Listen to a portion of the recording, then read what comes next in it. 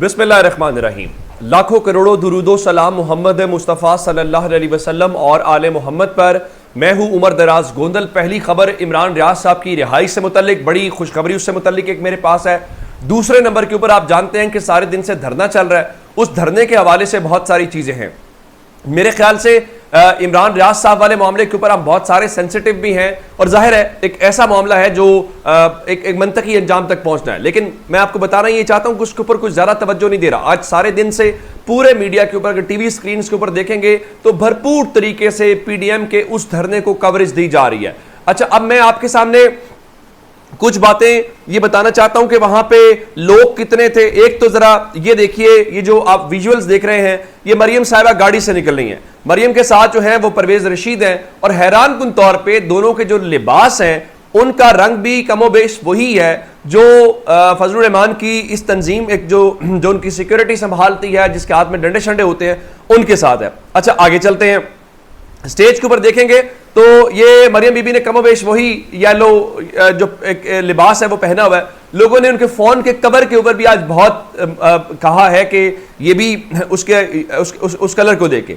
उससे आगे चल के जो इंटरेस्टिंग बात है, ये जो आप तस्वीर देख रहे हैं, ये आपने खुद फैसला करना है। मैं आपको आज सारे दिन से मुख्तलिफ विजुअल्स, मुख्तलिफ चीजें दिखा रहा हूं, लेकिन ये जो मैंने आपके सामने रखा है ये इंपॉर्टेंट इसलिए है कि ये जो पहला सुर्ख दायरा है, मरियम नवाज के स्टेज जिस जगह पे वो खड़ी हैं कंटेनर पे, वहां से लेके जहां आम लोग हैं उससे पहले सारे के सारे उनकी सिक्योरिटी के या वो उनका जो तंजीम है वो है, ये पहला दायरा उसके ऊपर बड़ा लगा हुआ है। दूसरे नंबर के ऊपर जो दायरा है ये रोड है आगे, और मैं इसको अगर आपको जूम करके दिखाऊं तो ये सड़क आपको मुकम्मल तौर पर खाली दिखाई दे रही है। इससे आप अंदाजा लगा लीजिए कि आज 13 सियासी जमातें हैं जिसको आप पीडीएम कहते हैं, और जाहिर है उनके पीछे बहुत उनको सपोर्ट करने वाली ताकतें भी मुल्क की हैं।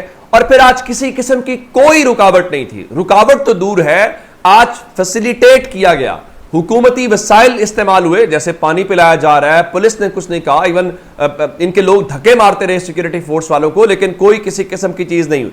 उसके बावजूद अगर आज ये क्राउड है और ये नंबर है तो फिर मेरे ख्याल से मान लेना चाहिए कि आज मजमूई तौर पे ये केस हारते हुए दिखाई दे रहे हैं और इनके पास कोई उस किस्म की चीज हमें नजर नहीं आई।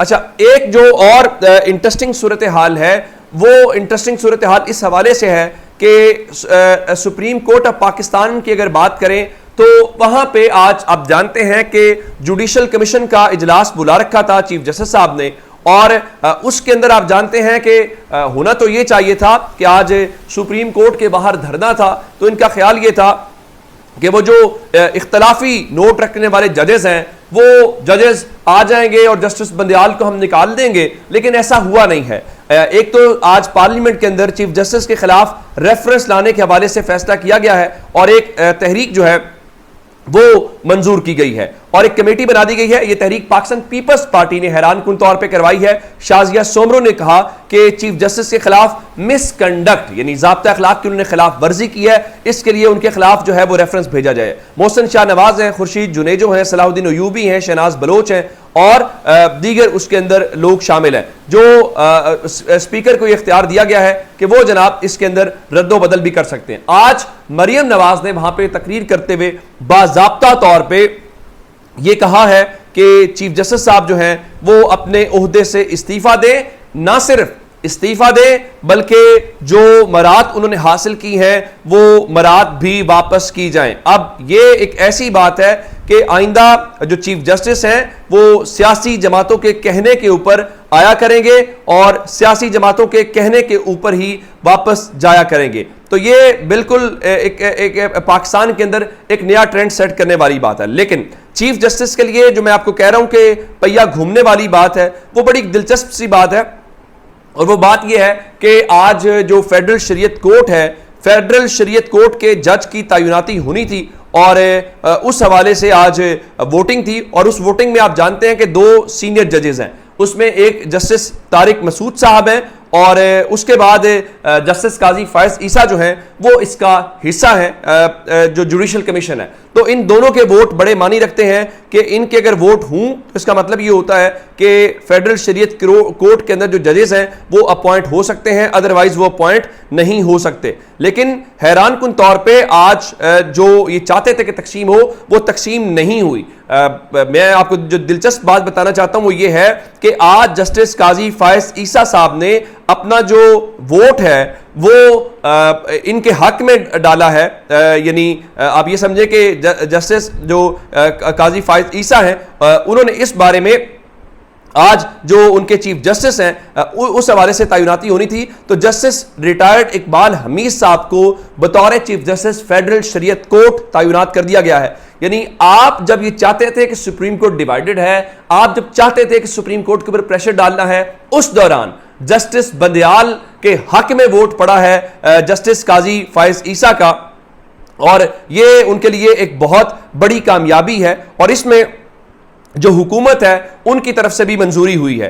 और एक और मैं आपको बात बताना चाहता हूं कि ये इससे पहले सुप्रीम कोर्ट के जज रह चुके हैं और इनके ऊपर यूनानिमस फैसला है। यानी वो तो वो रह गए जो हुकूमत आज जस्टिस बंदयाल साहब से इस्तीफा मांग रही थी, उन्होंने भी वोट उनके हक में दिया है। तो मेरे ख्याल से ये बहुत बड़ी एक उनके लिए डेवलपमेंट है। लेकिन अब हुकूमत जो लेके आ रही है उस पर पता चल जाएगा कि वो क्या करना चाहते हैं। मरीम नवाज ने तो आज कह दिया जी उनकी मुल्क की जो तबाही और बर्बादी है वो जजेस की वजह से है जी। उनका जी जितने मार्शल लॉज लगे हैं यहां से ठप्पे लगे हैं।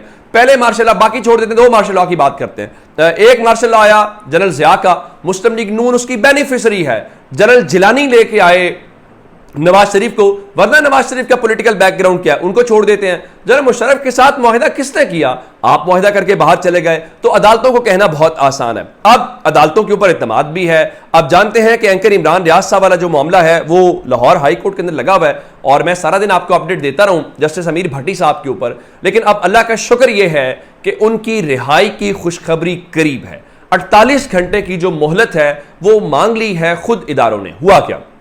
हुआ ये कि जब 1 बजे समात हुई तो मैंने आपको अपडेट्स दी थी, और जस्टिस अमीर भट्टी साहब ने कहा था कि हमारे पास खुफिया इदारे बड़े बेहतरीन हैं, तो डीपीओ साहब आप जाएं जरा और उनसे मुलाकात करें, उनसे बातचीत करें, उनसे मदद मांगे। हाँ, अगर आपकी बात नहीं मानते तो मुझे बताएं, मैं उनको कह देता हूं। जिसके बाद डीपीओ वो जो हसन साहब हैं, ये वही हैं जिन्होंने सियालकोट में तहरीक इंसाफ का जलसा होना था और इन्होंने जलसा उस वक्त नहीं होने दिया था, और मरियम नवाज ने शाबाश हसन वाला ट्वीट भी किया था। तो वो आज गए, मुलाकात करने के बाद दोबारा 4 बजे जो है वो अदालत लगी। अदालत लगने के बाद उन्होंने इस हवाले से जस्टिस साहब ने बड़ी सख्ती का इजहार किया। उन्होंने आज एसएचओ को मुअत्तल किया था, एसएचओ की मुअत्तली का भी उन्होंने हुक्मनामा वापस लिया। तो वहां पे जो डीपीओ हैं उन्होंने कहा जी मुझे खुफिया इदारों वालों ने कहा है कि हम भी आपके साथ ताउन करेंगे, और हमने एक और काम किया है कि एंकर इमरान रियाज के इगवा होने के या मिस होने का हमने मुकदमा भी दर्ज कर लिया। ये बहुत बड़ी डेवलपमेंट है कि कम से कम अब इस हवाले से डेवलपमेंट्स होंगी कि ये मान लिया गया है कि वो कहीं ना कहीं है। अब चूंकि आज वो आई थी उनकी फुटेज, और फुटेज के अंदर बताया गया जी वो एक गाड़ी थी जिसमें वो लोग लेके गए जिनकी शनाख्त जाहिर नहीं हो पा रही थी। अब उस सबके बीच में इन्होंने अदालत के सामने कहा, डीपीओ साहब ने और डीसी ये जो बाकायदा, क्योंकि उन्होंने कह दिया था अगली समात के ऊपर हम आपको तौहीन अदालत और नताइज आपके तैयार होंगे, पेटियां उतरेंगी। इन्होंने कहा है कि आप 48 घंटे दे दें, 48 घंटों में हम उनको बाजियाब करवा लेंगे। अब इसका मतलब यह है कि अदालत ने इनको 18 मई की मोहलत दे दी है। अब इनके जो टैक्टिक्स हैं आज वो बुनियादी तौर पे खत्म हो गए हैं। अब उम्मीद यह की जा सकती है कि 18 तारीख को, आज से तीसरे रोज, यानी आज 15 है, कल 16, परसों जो है 17 और से अगला दिन 18 का है, तो 18 तारीख को एंकर इमरान रियाज को इंशाल्लाह वो बाजियाब हो जाएंगे। वो किसी के पास हैं तो उनको रिहाई मिल जाएगी। ये अब खुद जबान दी गई है, तो उम्मीद है इस जबान का पास जरूर रखा जाएगा और इमरान रियाज भाई हम सबके बीच में होंगे। अपना बहुत सारा ख्याल रखिएगा। खुदा हाफिज।